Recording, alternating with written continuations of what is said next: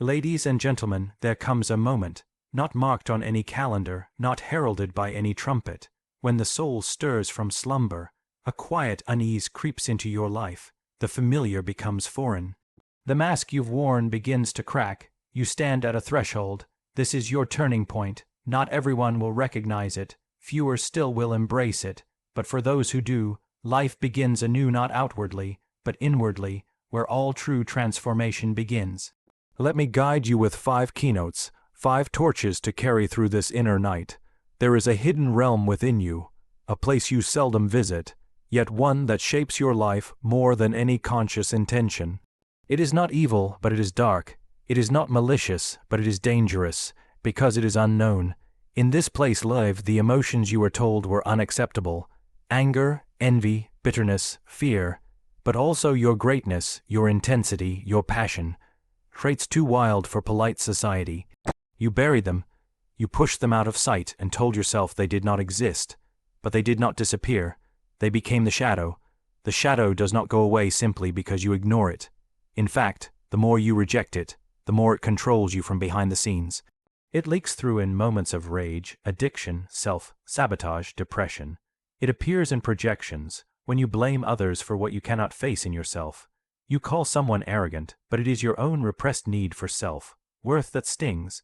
You judge another's chaos, but it mirrors the freedom you have denied yourself. The shadow is not your enemy, it is your forgotten self asking to be seen.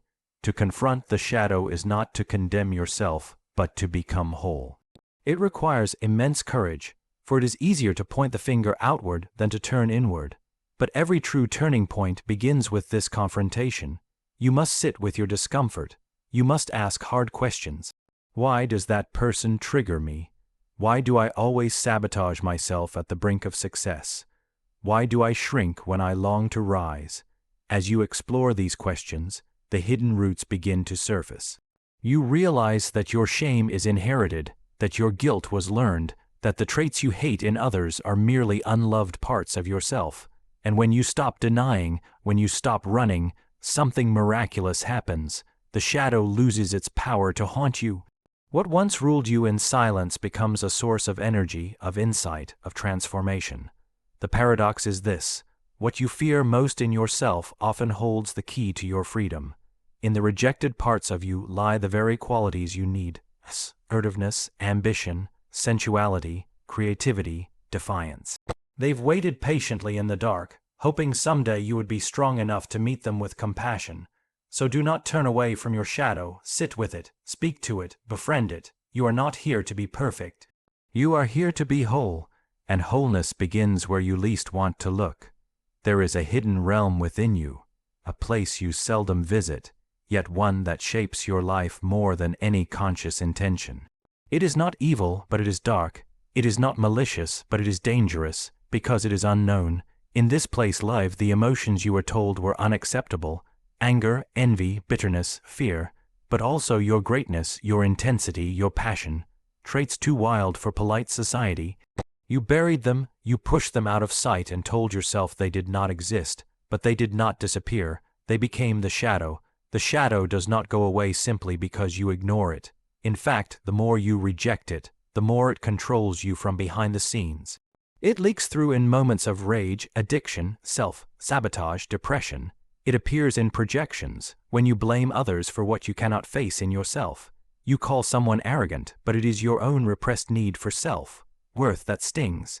You judge another's chaos, but it mirrors the freedom you have denied yourself. The shadow is not your enemy, it is your forgotten self, asking to be seen. To confront the shadow is not to condemn yourself, but to become whole. It requires immense courage, for it is easier to point the finger outward than to turn inward. But every true turning point begins with this confrontation. You must sit with your discomfort. You must ask hard questions. Why does that person trigger me? Why do I always sabotage myself at the brink of success? Why do I shrink when I long to rise? As you explore these questions, the hidden roots begin to surface. You realize that your shame is inherited, that your guilt was learned, that the traits you hate in others are merely unloved parts of yourself. And when you stop denying, when you stop running, something miraculous happens. The shadow loses its power to haunt you. What once ruled you in silence becomes a source of energy, of insight, of transformation. The paradox is this: what you fear most in yourself often holds the key to your freedom. In the rejected parts of you lie the very qualities you need: assertiveness, ambition, sensuality, creativity, defiance. They've waited patiently in the dark, hoping someday you will be strong enough to meet them with compassion. So do not turn away from your shadow. Sit with it, speak to it, befriend it. You are not here to be perfect. You are here to be whole, and wholeness begins where you least want to look. There comes a point when the image you have carefully constructed begins to feel like a prison. You may not notice it at first. It starts with small hesitations, subtle discomforts, a quiet voice whispering that something is off. You continue performing, smiling when you want to cry, agreeing when you long to dissent, projecting strength when you feel uncertain. This image, this mask, is what the world expects of you.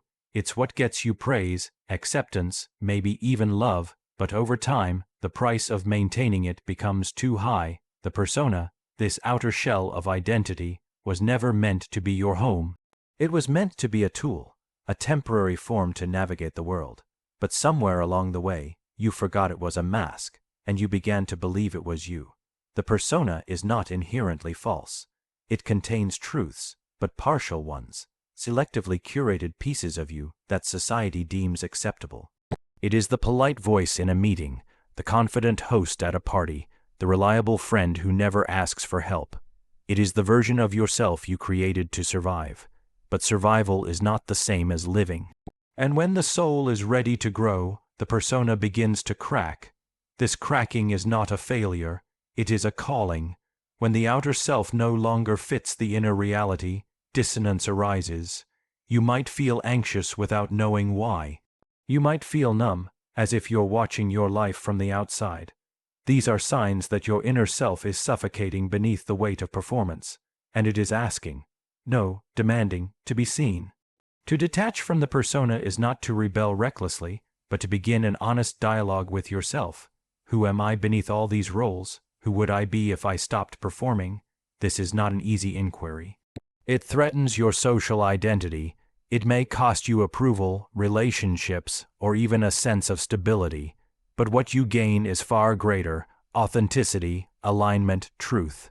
Peeling away the persona is like stripping paint from an old masterpiece. At first, what emerges is messy, unfamiliar. You may feel raw and vulnerable, exposed without your social armor.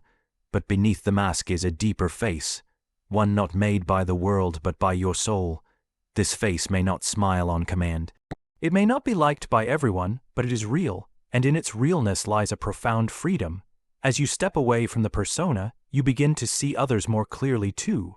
You recognize the masks they wear, the pain they hide, the truth they're afraid to speak. Compassion deepens, conversations become more honest, connections become more meaningful. You're no longer relating as actor to actor, but as soul to soul. This turning point, this shedding of the persona, is one of the most important journeys of your life. It is the beginning of integrity, not in the moral sense, but in the structural sense. Your inner and outer selves coming into alignment. You no longer perform identity, you live it. And in doing so, you become not a role, not a projection, but a person. Whole, real, and awake. Beneath the surface of your daily noise, beyond the endless stream of thoughts and obligations, there is a voice that speaks, not loudly, but clearly. It does not shout for attention like the voices of the world. It whispers, it nudges. It appears in moments of stillness, in dreams you have, remember, in feelings you can't quite explain. This is the inner voice, not the voice of fear, not the voice of the ego, but something deeper. Older, wiser, the part of you that has always known the way. Most people do not listen, not because they are incapable, but because they are afraid of what they might hear, afraid that the truth this voice carries will disrupt the carefully constructed life they've built. And so they drown it out, with busyness, with opinions, with distractions, with endless noise. They mistake the collective chatter of the external world for guidance, but direction does not come from the outside. The world offers mirrors, yes, but not maps. The map is within. To hear the inner voice requires silence, not just the absence of sound, but an inner stillness. It means slowing down long enough to feel what's beneath the surface. It means creating space in your day, space in your mind, space in your heart. When that space opens, the voice begins to emerge, not with certainty, but with sincerity. It speaks in symbols, sensations, fragments of insight. It may not tell you what you want to hear, but it will tell you what you need to know. This voice is not rational in the way we've been taught to value. It doesn't speak in logic or linear plans. It communicates in a deeper language, the language of dreams, instincts, archetypes, metaphors. When you are about to make a decision that betrays your deeper self, it whispers discomfort. When you are aligned, it speaks peace. And when you ignore it long enough, it stops whispering and begins to ache. The inner voice is not infallible. It can be confused with desire, fear, or conditioning. That is why discernment is necessary, but discernment does not come from thinking harder. It comes from learning to recognize the tone of truth. Real inner guidance carries a different energy. It does not flatter. It does not rush. It resonates in your chest, not your head. It feels quiet but grounding, calm but resolute. Over time, as you begin to listen more closely, a relationship forms. A trust builds. You realize that this voice has been with you since the beginning, guiding you, protecting you, calling you back to yourself. The more you honor it, the stronger it becomes. Decisions become clearer. Life becomes less about reacting and more about responding, from a place of depth. You stop living someone else's story and begin to write your own. In a world obsessed with data, with metrics, with external validation, to trust your inner voice is an act of rebellion. But it is also an act of return, a return to yourself, a return to the wisdom that predates all instruction. That voice is not a stranger, it is you, the deepest part of you that remembers why you came here, what you're here to do, and who you truly are beneath the noise. And so, when the world gets loud, go quiet. When others offer opinions, listen, but then return to yourself. Sit in the silence, feel the stillness, and wait. That quiet voice will speak, and when it does, follow it. Not blindly, but bravely. For it will never lead you away from your truth, only toward it. There comes a time in every genuine transformation when you must leave behind the known. You must walk away from the structures that once made you feel safe, your routines, your beliefs, your roles, your attachments, and step into a space that offers no promises. This is the wilderness. It is not a physical place, but an inner landscape where certainty dissolves and identity unravels. It is not glamorous, it is not comfortable, it is not meant to be, but it is essential. In the wilderness, you are stripped of distraction. There is no applause, no validation, no map. The persona you wore so well begins to disintegrate. You can no longer pretend to be who you were, but you do not yet know who you are becoming.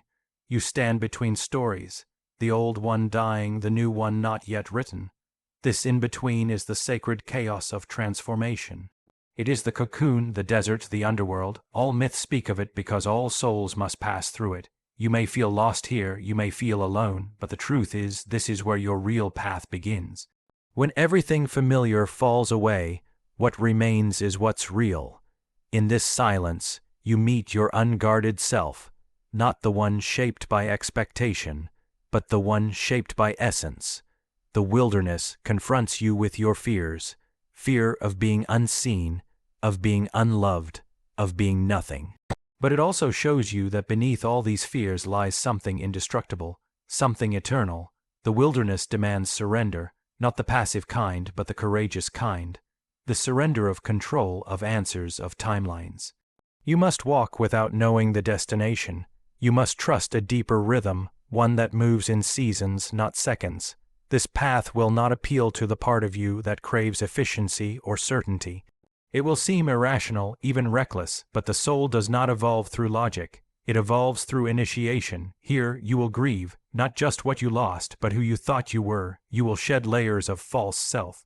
You will confront your own contradictions, your longings, your regrets, and in that confrontation, something begins to break open. A deeper intelligence emerges, one that does not speak in concepts but in clarity. You begin to remember truths you never learned but somehow always knew. The wilderness is not the end, it is the passage. It is the place where the ego softens and the soul begins to lead. It is where you stop chasing meaning and start embodying it. And though you may emerge with scars, you will also emerge with vision. Not a vision handed to you, but one born from within. You will not return the same, you are not meant to. You may lose your place in the world you once knew, but you will find your place in the world you are here to create. And this new life, rooted in truth rather than image, in presence rather than performance, will be quieter, but fuller, less admired perhaps, but more alive. That is the paradox of the wilderness. It feels like exile, but it is really a homecoming. So when life pulls you into the unknown, do not resist. When the ground beneath you shifts, do not grasp for what was. Let it fall away. Walk into the wilderness, not to escape, but to remember. Not to find answers, but to become the kind of person who can live the questions. And know this, those who walk into the wilderness alone never walk out the same, because something far greater walks out with them. There comes a moment, after the descent into the shadow, after the shedding of the persona, after listening deeply and walking through the wilderness, when something new begins to stir, not outside you but within. It is not loud or dramatic. It does not feel like a triumph. It feels quiet, steady, honest. This is the moment of integration, not an escape from your past, but a union with it. Not the birth of a new self, but the becoming of your whole self. You are not starting over. You are finally arriving. Integration is the weaving together of everything you've encountered on your inner journey. The wounds and the wisdom, the darkness and the light, the truth and the trials. It is a return, not to the person you once were, but to the one who holds it all without division. You no longer reject parts of yourself. You no longer wear a mask to feel worthy. You have seen what lies beneath, and you are not ashamed. You carry the contradictions of being human with grace, not perfection, and in doing so, you become real. This process is not instantaneous. It is not marked by a single revelation, but by a slow, deepening alignment between what you believe, what you feel, and how you live. It shows up in how you speak to others when no one is watching. It shows up in how you respond when you're afraid. It shows up in how you choose to act when the old patterns whisper for your return. Integration is not a concept. It is embodied. It lives in your choices. It becomes your way of being. You begin to realize that healing was never about becoming someone new. It was about remembering who you are beneath the wounds. The ego, once rigid, becomes a servant rather than a master. The shadow, once feared, becomes a source of depth. The inner voice, once drowned out, becomes your compass. The wilderness, once endured, becomes sacred. All the pieces you disowned are welcomed back like exiled family members. And from this reunion, clarity emerges, not the kind imposed by logic, but the kind that feels like coming home. The world may not understand your transformation. You may not fit into the spaces that once defined you, but this no longer threatens you. You are no longer performing for approval. You are no longer navigating life from fear. Your power does not come from controlling your environment. It comes from embodying your truth. There is a calm strength in you now, a stillness that cannot be faked, a knowing that cannot be shaken. Embodying the integration means that your inner work is no longer confined to moments of reflection or solitude. It breathes through your relationships, your work, your presence. You no longer separate your spirituality from your daily life. You are not merely thinking about wholeness, you are living it, and because of this, others feel it. Your very presence becomes an invitation for others to meet themselves more honestly, to speak more truthfully, to live more fully. You become a bridge between the unconscious and the conscious, between the personal and the universal, between what was and what is possible. You carry the weight of your experience not as a burden, but as a gift. And through this embodiment, you discover something unexpected: peace, not the absence of conflict, but the presence of coherence. A deep, abiding peace that says, I am who I am. I have lived what I've lived, and I no longer need to hide any of it. This is integration, not an ending, but the beginning of a life lived from the center, not fragmented, not divided, but whole. And once you touch this place within yourself, you will never again settle for anything less. So I say to you now, this is your turning point, not because I declare it, but because something in you already knows it. The path forward is not up, not out, but in. You are not here to become someone else. You are here to remember who you are. Thank you.